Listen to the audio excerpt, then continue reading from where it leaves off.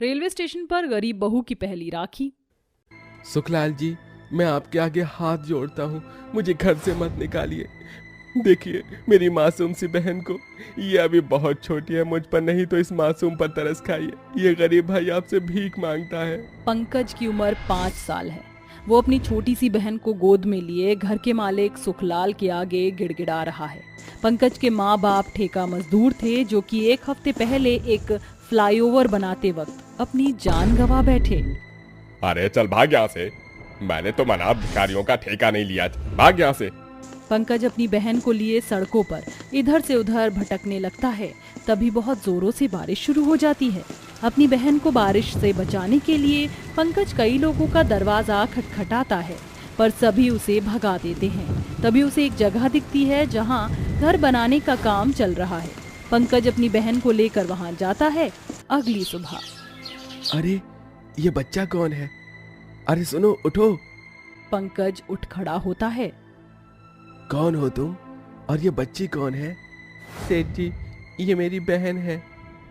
तुम्हारा घर कहाँ है? मेरा कोई घर नहीं है और मेरे माँ बाप भी इस दुनिया में नहीं है, मैं अनाथ हूँ। ऐसा करते हुए पंकज फूट फूट कर रोने लगता है। तभी श्यामलाल उसे कुछ पैसे देता है। मुझे ये पैसे नहीं चाहिए सेठ जी, अगर आप मेरी मदद करना चाहते हैं तो मुझे यहाँ काम करने दीजिए। जमाने की ठोकर खाने के बाद मैं जान गया हूँ कि यहाँ कोई किसी की मदद नहीं करता, सबको अपनी मदद खुद करनी पड़ती है। पंकज की सयानों भरी बातें श्यामलाल का दिल जीत लेती हैं। उस रोज से पंकज वहीं मलबा ढोने का काम करता है। पंकज दिन भर काम करता और कमाए गए पैसे से शाम को अपनी बहन के लिए दूध खरीद कर उसे पिलाता और खुद 5 रुपए का पाव खाकर रह जाता। मेरी बहन, तुझे पता है, तू जब हंसती है तो फूल जैसी लगती है, इसलिए आज से तेरा नाम सुमन होगा। सुमन का मतलब जिसका चेहरा और मुस्कान फूलों जैसा हो। भाई बहन के इसी प्यार भरे रिश्ते को अब सालों बीत जाते हैं। अपनी मेहनत से पंकज ने अपनी गरीबी भरी जिंदगी के हालातों को बदल दिया। सुमन अब बड़ी हो चुकी है। पंकज भैया, कहाँ रह गए आप? जल्दी आइए। अरे आ गया मेरी प्यारी बहन। चलिए हाथ आगे कीजिए। इसके बाद सुमन अपने भाई की कलाई पर राखी बांधकर उसे तिलक लगाकर आरती उतारती है। चलिए मुंह खोलिए, ये रहा आपका मनपसंद मोतीचूर के लड्डू। और ये रहा मेरी प्यारी बहन के लिए उसके भाई की तरफ से राखी का उपहार। भैया, मुझे ये भेंट नहीं चाहिए। तो फिर तुझे क्या चाहिए गुड़िया? आप शादी कर लीजिए भैया और इस घर में भाभी ले आइए।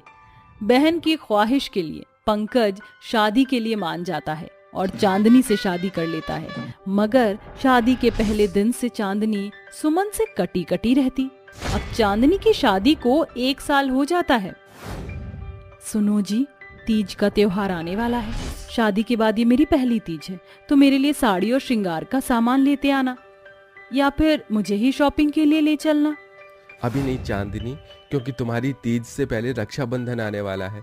मुझे सुमन के लिए उपहार खरीदना है। ये सुनकर चांदनी चिढ़कर कहती है, सुमन सुमन सुमन, ये नाम तो मेरी जिंदगी और मेरी खुशियों के लिए फांस बन गया है। कुछ कर चांदनी। पंकज के घर से जाते ही चांदनी अपने मन में भरा जहर सुमन के आगे उगलती है। सुमन, मुझे तुमसे बात करनी है। जी भाभी, कहिए ना। मैं चाहती हूँ तुम शादी करके इस घर से चली जाओ, क्योंकि तुम्हारे रहते तुम्हारा भाई मेरा पति नहीं बन सकता। अगर तुमने शादी नहीं की तो मैं इस घर से चली जाऊंगी। नहीं भाभी, मैं तैयार हूँ। आप जिसके साथ भी मेरी शादी करना चाहती हैं मैं कर लूंगी, मगर मेरे भैया को छोड़कर मत जाना। रक्षाबंधन के दिन सुमन अपने भाई को राखी बांधती है। बोल मेरी बहन, तुझे क्या चाहिए? भैया, आप बस मेरी शादी कर दीजिए, मुझे और कुछ नहीं चाहिए। अजी ननद जी ठीक कह रही है। और फिर आखिर कब तक जवान बहन को घर में बिठा कर रखोगे? मेरी नजर में एक रिश्ता है, मैं उन्हें कल बुला लेती हूँ। ठीक ठाक घर बार है, वो भी रोड के हिस्से में। आप तो जानते ही हैं कि रोड की जमीन कितनी महंगी होती है। सुमन बहुत खुश रहेगी वहाँ। चांदनी बड़ी ही सफाई से पंकज को मना लेती है। कुछ ही दिनों में सुमन की शादी गिरधर के गरीब घर में हो जाती है। सुमन बहू, गृह प्रवेश करके अंदर आ जाओ। सुमन जैसे ही गृह प्रवेश करके अंदर आती है तभी सफेद पौष पहने एक आदमी अंदर आता है। अरे तुम में से गिरधर कौन है? जी मैं हूँ। सरकार की तरफ से तुम्हारे नाम पर नोटिस आया है, अगले 1-2 घंटों के अंदर तुम्हें ये घर खाली करना है। मगर क्यों? ये हमारा घर है।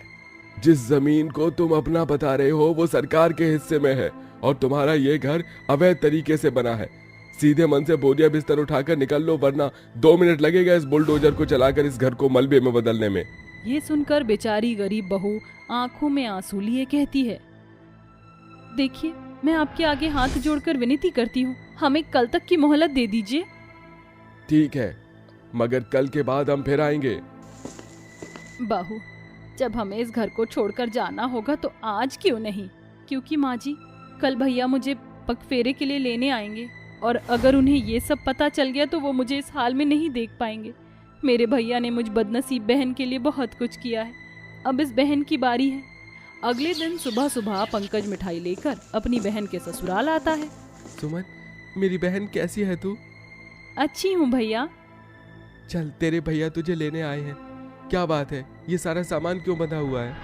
वो क्या है ना भैया, चंदर जी ने हमारे रहने के लिए नया और बड़ा घर खरीद लिया है तो हमने इस घर को बेच दिया है। अरे मेरी बहन तो है ही लक्ष्मी। भैया वो क्या है ना कि अभी नए घर में काम बहुत है तो मैं पगफेरों के लिए फिर कभी घर आऊंगी। आप तो समझ सकते हैं, अब मैं सिर्फ आपकी बहन नहीं इस घर की बहू भी हूँ। अपनी बहन की ये बातें सुनकर पंकज उसके बिना ही आंखों में आंसू लिए घर लौट आता है। वहीं गरीबी के कारण सुमन और उसका ससुराल रेलवे स्टेशन पर झोपड़ी बनाकर रहने लगता है। हे ऊपर वाले, ये कैसे दिन दिखा रहा है तू? घर बाहर छिन गया, अब कैसे होगी नीतू की शादी?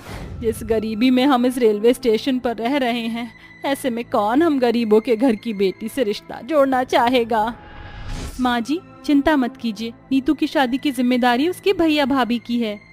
सुमन के साथ अब चंदर रेलवे स्टेशन के प्लेटफॉर्म पर चाय समोसे का ठेला लगाकर चाय समोसे बनाता है और सुमन घूम घूम कर स्टेशन पर चाय समोसे बेचती है। वक्त यूं ही बीतता है और राखी का त्योहार आने वाला होता है।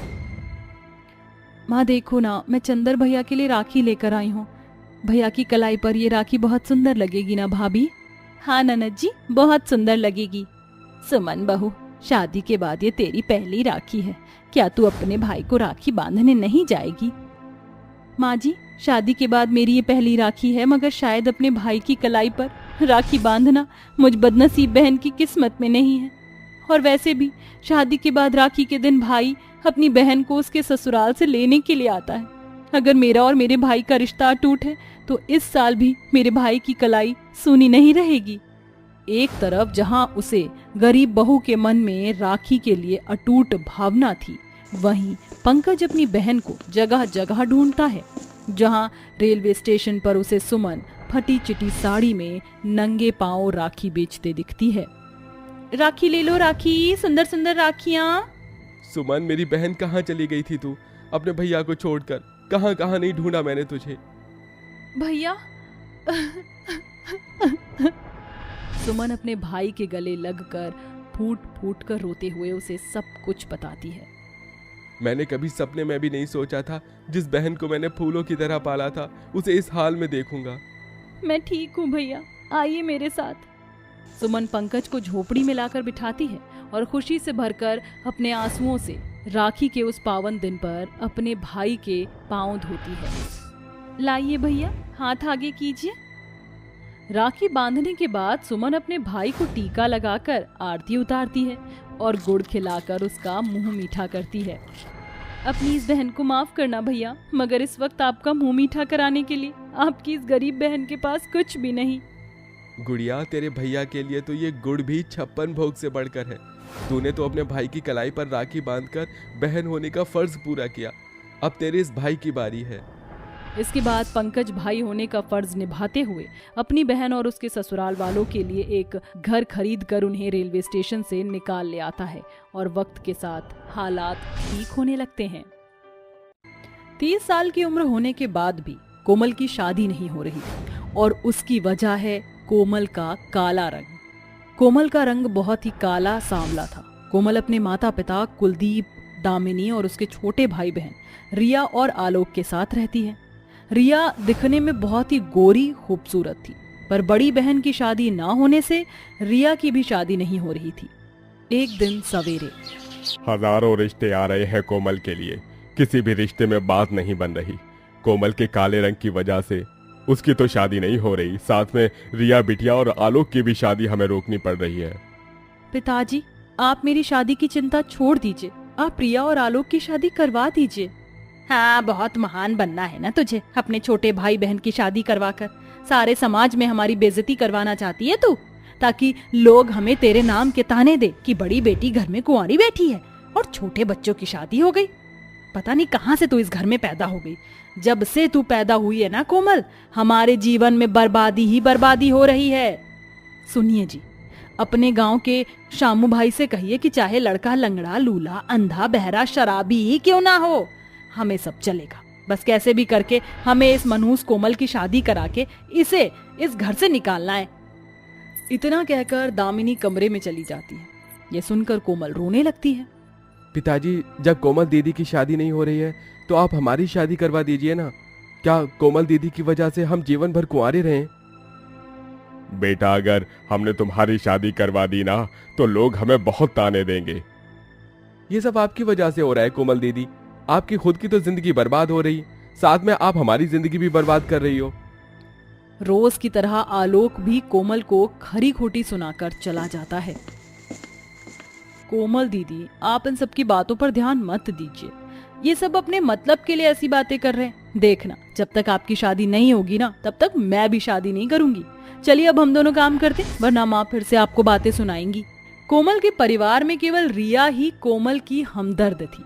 रिया हमेशा कोमल के आंसू पोंछकर उसे हिम्मत देती थी और बाकी सब कड़वी कड़वी बातें करके कोमल के दिल को छन्नी छन्नी कर देते थे। कोमल की अपने ही घर में हैसियत एक नौकर की तरह थी। दोनों घर के काम में लग जाते हैं। कुछ दिन बाद रिया का पड़ोस के गांव के एक रमेश नाम के लड़के का रिश्ता आता है। रमेश के साथ उसके माता पिता दर्पण, सुजाता और बहन पायल थी। दामिनी बहन, हमें आपकी रिया बिटिया बहुत पसंद है। हम जल्द से जल्द रमेश और रिया की शादी करवाना चाहते हैं। जैसा आप कहेंगे वैसा ही होगा। तभी दर्पण की नजर कोमल पर पड़ती है। ये आपकी बड़ी बिटिया है? जी, इसकी भी अब तक शादी नहीं हुई है। सुजाता, अपने बड़े बेटे राकेश के लिए ये सांवली कोमल सही रहेगी ना? हाँ, आप सही कहते हो। वैसे भी राकेश सारा दिन शराब के नशे में तो पड़ा रहता है, उसकी भी कहाँ शादी हो रही है। कुलदीप भाई, हमारा ना एक और बेटा है राकेश, वो गांव में ही छोटी मोटी मजदूरी करता है। क्या आप अपनी बेटी कोमल की शादी हमारे बेटे राकेश से करवा सकते हैं? ये सुनकर कुलदीप, दामिनी तुरंत इस रिश्ते के लिए हाँ कर देते हैं। फिर क्या था, कुछ ही दिनों में रिया की शादी रमेश से हो जाती है और कोमल की शादी शराबी राकेश से हो जाती है। दोनों काली गोरी बहनें अपने ससुराल में चली जाती हैं। तभी पड़ोसन शीला आती है और दोनों बहुओं को देख कर कहती है, ये क्या सुजाता बहन, एक बहू चांद जैसी और दूसरी बहू रात जैसी। क्या करें शीला बहन, अब नसीबों में यही लिखा था। रिया का पति रमेश, जो पढ़ा लिखा एक कंपनी में नौकरी करता था, और कोमल का पति राकेश, जो अनपढ़ गांव में मजदूरी करता था और रात दिन शराब पीता था। कोमल कमरे में थी, तभी राकेश नशे में धुत कमरे में आता है और कोमल को बेरहमी से पीटने लगता है। क्या हुआ जी, मुझे दर्द हो रहा है। अरे काली कलोटी, तेरी बहन इतनी गोरी है और तू इतनी काले है। राकेश बेरहमी से कोमल को पीटने लगता है। काफी समय तक मार खाने के बाद बेचारी कोमल के शरीर पर लाल घाव के निशान पड़ जाते हैं। कोमल ने सपने में भी नहीं सोचा था कि उसकी शादी की पहली ही रात इतनी दर्दनाक होगी। अगले दिन, दीदी, आपके शरीर पर ये घाव के निशान कैसे? जीजू ने आपको मारा क्या?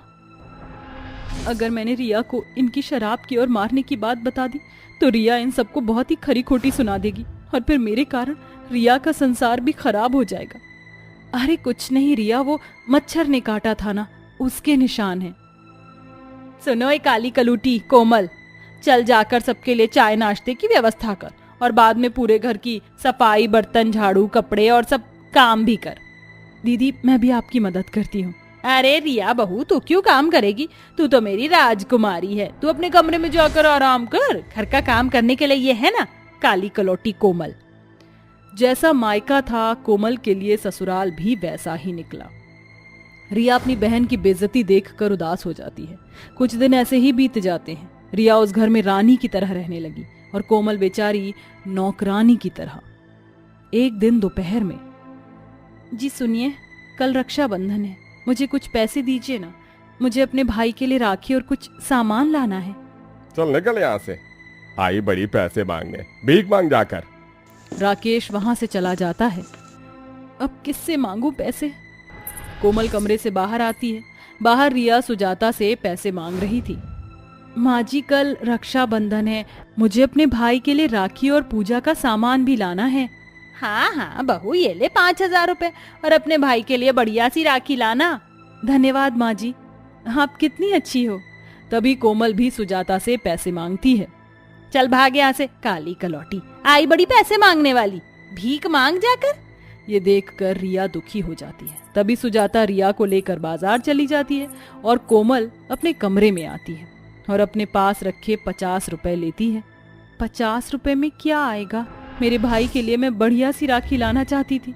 कोमल 50 रुपए लेकर बाजार जाती है और अपने भाई के लिए राखी और थोड़ी मिठाई ले आती है। अगले दिन रक्षाबंधन के दिन आलोक रिया और कोमल के घर आता है। क्योंकि आलोक कोमल को अपने घर नहीं आने देना चाहता था, इसीलिए वो खुद ही अपनी बहनों के ससुराल चला आता है। रिया के हाथ में जो थाली थी उसमें कई सारी मिठाई, महंगी वाली राखी और भी कई कीमती चीजें थी, और कोमल के हाथ की थाली में एक 20 रुपए वाली राखी और थोड़ी मिठाई थी। तभी रिया आलोक को राखी बांधती है, जिसके बाद आलोक रिया को एक स्मार्टफोन गिफ्ट में देता है। वाह, इतना महंगा गिफ्ट भाई! जिसकी बहन इतनी खूबसूरत हो वो भाई तो अपनी बहन को कीमती तोहफा ही देगा ना। अच्छा मैं चलता हूँ रिया। भाई मुझे तो राखी बांधने दो। रहने दीजिए कोमल दीदी, मुझे तो तुम्हें अपनी बहन कहने में भी शर्म आती है। आलोक, मैं तुम्हारी बड़ी बहन हूँ। आलोक वहां से जाने लगता है। ये देखकर कोमल रोने लगती है। तभी रिया आलोक को रोक देती है। भाई ये लीजिए आपका गिफ्ट, और मुझे मेरी राखी वापस कीजिए। क्या? जब आपकी नजर में आपकी बड़ी बहन की इज्जत नहीं है तो मैं ऐसे इंसान को कभी अपना भाई नहीं मान सकती, जो इंसान का रंग रूप देखकर रिश्ते निभाता है। मैं आप सबसे भी एक बात कहना चाहती हूँ। शादी के पहले दिन से मेरी बहन को आप सब हिरकत भरी निगाहों से देख रहे थे। उसे घर में नौकर की तरह इस्तेमाल कर रहे हैं। क्या काले रंग वालों का इस संसार में कोई वजूद नहीं है? आपका रंग गोरा है तो आप इंसान हैं, और काले रंग वाले लोग क्या इंसान नहीं होते? क्या उनकी कोई इज्जत नहीं होती? भाई ये तो फिर भी पराई है, पर आप तो कोमल दीदी के सगे भाई हो ना। आप ही अपनी बहन के साथ ऐसी? शर्म आती है मुझे आप सबको अपना कहते हुए। अरे इतनी ही नफरत है अगर आप सबको काले रंग से, तो अपने सरों के बाल भी सफेद कर लो ना। काले रंग के कपड़े पहनना भी छोड़ दो। हम इंसानों का रंग तो भगवान की देन है ना। फिर इसमें हम और आप फर्क करने वाले कौन होते हैं? चलिए दीदी, हम ऐसी छोटी और बुरी सोच रखने वाले लोगों के साथ नहीं रहेंगे। रिया की बातें सुनकर सबका सर शर्म से नीचे हो जाता है। रुक जा बहू, कोमल बहू हमें माफ कर दे। काले और गोरे रंग के भेदभाव में हमने तुझ पर बहुत जुल्म किया। आज रिया बहू की बातों से हमारी आंखें खुल गई। हमें माफ कर दे कोमल बहू। उसके बाद एक एक करके सब कोमल से माफी मांगते हैं और उस दिन से कोमल सबके लिए चहीती बन जाती है और आलोक कोमल से खुशी खुशी राखी बंधवाता है। उसके बाद ससुराल में सब कोमल के साथ खुश रहने लगी और कोमल एक हंसता खेलता जीवन बसर करने लगी।